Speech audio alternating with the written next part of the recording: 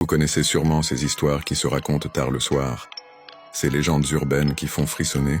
Eh bien, le Brésil en a de particulièrement fascinantes à nous offrir. Laissez-moi vous emmener dans un voyage au cœur des mythes brésiliens les plus intrigants. Il y a d'abord la célèbre Loira do Banheiro, la blonde des toilettes. Cette histoire, qui circule dans les écoles brésiliennes depuis des décennies, parle d'une jeune femme blonde qui apparaîtrait dans les miroirs des toilettes scolaires. Certains disent qu'elle était une élève qui s'est suicidée, d'autres qu'elle a été assassinée.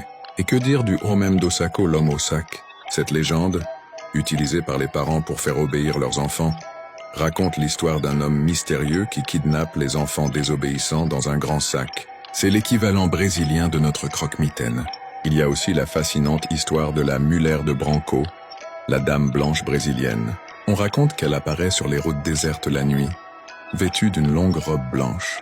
Les automobilistes qui la prennent en stop découvrent qu'elle disparaît mystérieusement de leur voiture quelques kilomètres plus loin. L'une des légendes les plus effrayantes est celle du corpo seco, le corps sec. Selon la tradition, c'est le cadavre d'une personne si mauvaise que même la terre l'a rejeté, le condamnant à errer éternellement, desséché et momifié. Et n'oublions pas la piscadella, ce mystérieux clin d'œil mortel. La légende raconte que si vous croisez quelqu'un qui vous fait un clin d'œil dans la rue la nuit, ne répondez surtout pas, car ce pourrait être un esprit maléfique qui vous entraînera dans le monde des morts. Ces histoires, aussi effrayantes soient-elles, font partie intégrante de la culture brésilienne moderne.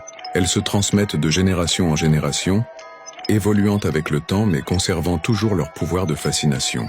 Elles nous rappellent que même dans notre monde moderne, l'imagination et le mystère continuent de captiver nos esprits.